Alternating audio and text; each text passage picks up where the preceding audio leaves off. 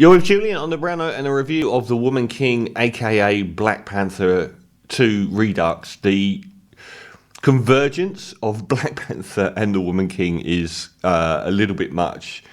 It's almost like they deliberately released it around that time that Black Panther 2 came out.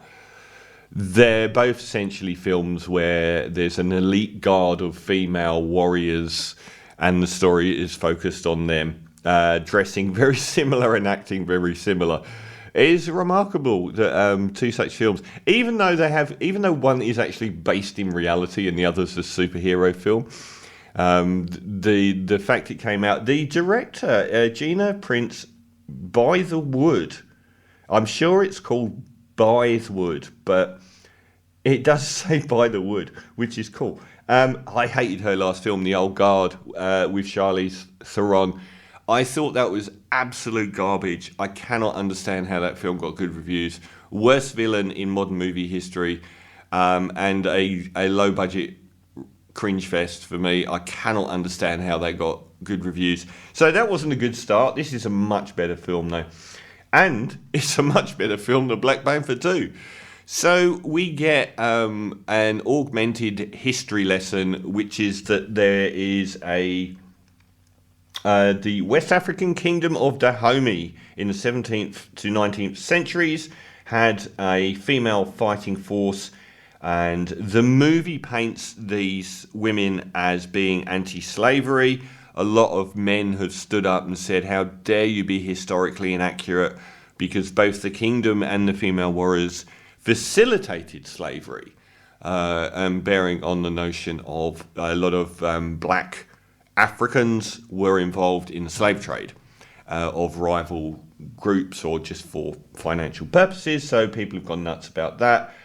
It has an atmosphere as a film that I wasn't taking it as a serious history lesson, and I didn't quite understand that level of animosity towards it because, to be honest, they kind of paint the whole world they're in as being facilitating slavery. So it's kind of them reacting to themselves actually facilitating slavery. I didn't think they really, held everyone up as being oblivious to it, or, that they weren't involved at all. It kind of shows them doing it. And this fantasy storyline, which has some elements of truth, I never took to be a history lesson. It's based around Viola Davis as General Nanisca.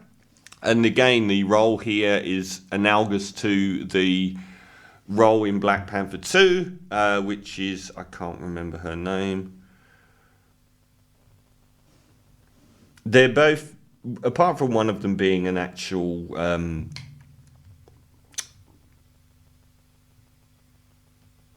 queen,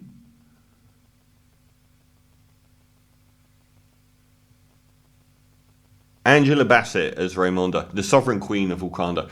So there are parallels. They're both powerhouse performances, and I guess that you could find both actresses in similar roles. Maybe Viola Davis in much edgier roles, but she is the centerpiece of the film and absolutely superb.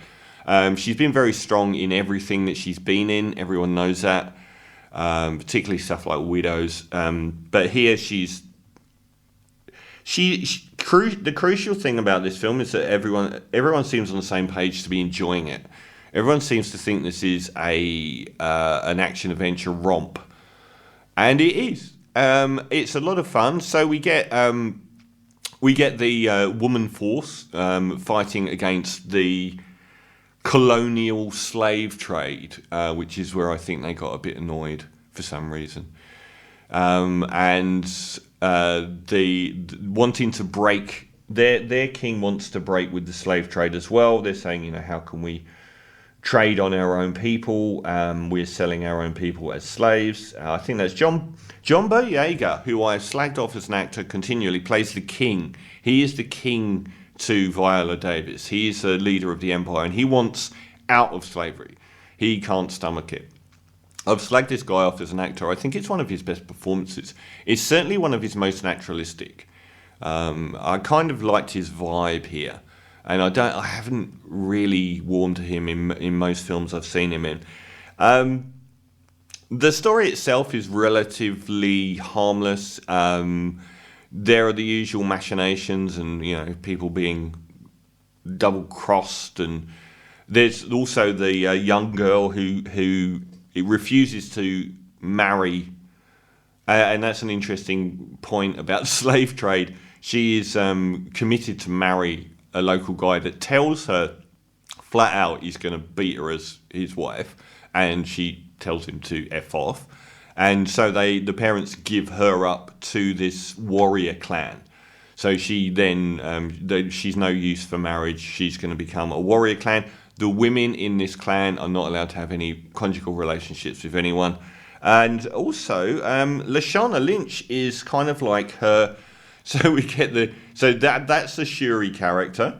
Lashana Lynch is from some really big movies. She was in Widows with Viola Davis. She was the character with the cropped hair. And then I saw her in a completely different performance in Bad Times at the El Royale, very underappreciated film. She was fantastic in that. And then she turned up in the actually really bad No Time to Die, the last Bond film. She's getting everywhere lately. So the younger character is basically the Shuri-ish character. I'm not sure which way round it's played, but honestly, it's such a good fun movie. It gets a bit wayward in the sort of the midsections, a bit paunchy, and I got a bit bored of it. But overall, it clips by a fair rate of knots, and it's got a lot of fun about it. It feels less like 12 Years a Slave than, again, Raiders of the Lost Ark. They look like they're having fun here. And I thought with The Old Guard, the most cringe-inducing, and I hate using this term as an FD, but the most woke film I've seen, where they actually took a Muslim man and a Jewish man and made them kiss. And I was just like, you cannot be serious. How try-hard are you? And it had the worst soundtrack I've ever heard. It was such grating Euro trash. And everything about it was just like, here's how soldiers in Iraq, they are all-female and all from different cultures. And it's just like, you really are trying very hard in this film to make something. This time around, there was none of that self-importance. Everything was on the same sort of zone of having fun. And the battles are good. Viola Davis will probably be up for a few awards, as expected. It's one of those films where, that's what it's for. It's to get the actress nominations. So she'll be up for, actually, might be the first time that two action stars are up for Best Actress Oscar, with Michelle Yeoh from Everything, Everywhere, All at Once. Better get a nomination. But also Viola Davis. So I wonder if that's the first time that there'll be two action stars. It is harmless, and it's good fun, and it's enjoyable, and it's exciting. A little bit boring at times, but for the most part, a lot of fun. So I'm going to give The Woman King a 7 out of 10.